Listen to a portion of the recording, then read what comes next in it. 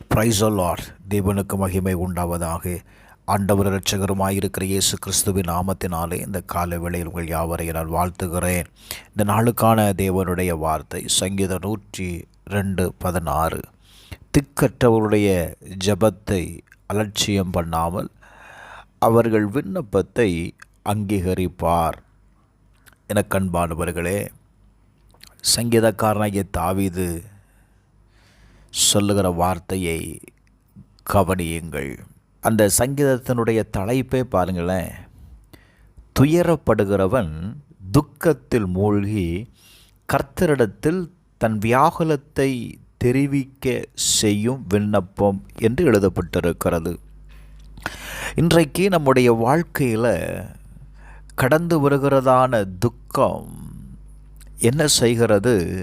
தன்னுடைய வாழ்க்கையில் இருக்கிறதான வியாகுலத்தை அநேக நேரத்தில் நம் மனிதரிடத்தில் சொல்வதற்கு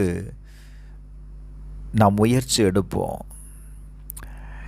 மனிதர்களிடம் சொல்லுகிற எல்லா பிரச்சனைக்கும் நாம் முடிவை காண்பதில்லை. சில நேரத்தில் நாம் துயரப்படும் பொழுது நாம் ஜெபிக்கிறோம்.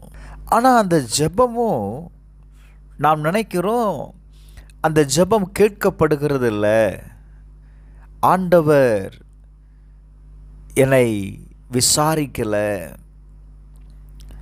அப்படிங்கிற நிலையை நாம் உணரும் பொழுது இன்னும் அதிக வியாகுலப்படுகிறோம்ல.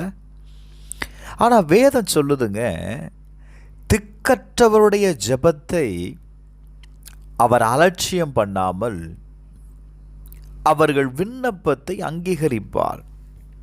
என கண்பானவர்களே, உங்கள் ஜெபம் கர்த்தர் ஒரு நாளும் உங்கள் ஜெபத்தை அலட்சியப்படுத்த மாட்டார். நல்ல கவனிங்க. வேதம் சொல்லுகிறது உங்கள் ஜெபம் கேட்கப்படும். உங்கள் ஜெபத்திற்கு அவர் கட்டாயம் பதில் அளிப்பார் என்று வேதம் சொல்லுகிறது. Glory to God. சங்கீதம் 22:24 நீங்கள் வாசித்தீங்கன்னா, உபத்திரவப்பட்டவனுடைய உபத்திரவத்தை அவர் அற்பமா எண்ணாமலும் அருவருக்காமலும் தம்முடைய முகத்தை அவனுக்கு மறைக்காமல் இருந்து தம்மை நோக்கி அவன் கூப்பிடுகையில் அவனை கேட்டருளினார். நீங்கள் உபத்திரவப்படுகிறதுனால உங்கள் உபத்திரவத்தை கர்த்தர் அற்பமா எண்ணுகிறது கிடையாது. ஐயோ, நீங்கள் உபத்திரவப்படுகிறதுனால தேவன் அவருடைய முகத்தை அவர் மறைக்க மாட்டார். சங்கீதம் 9:18 சொல்லுகிறது, எளியவன் என்றென்றைக்கும் மறக்கப்படுவதில்லை, சிறுமைப்பட்டவுடைய நம்பிக்கை ஒருபோதும் கெட்டு போவதில்லை என்று வேதம் சொல்லுகிறது. நன்றாக புரிந்து கொள்ளுங்கள், நீங்கள் தேவனால் மறக்கப்படுவதில்லை. நீங்கள் நம்பியிருக்கிற மனிதர்கள் உங்களை மறந்து விடலாம், ஆனால் தேவன் ஒரு நாள் உங்களை மறக்க மாட்டார். நீங்கள் தேவன் மேல் வைக்கிற நம்பிக்கை ஒருபோதும் கெட்டு போவதில்லை.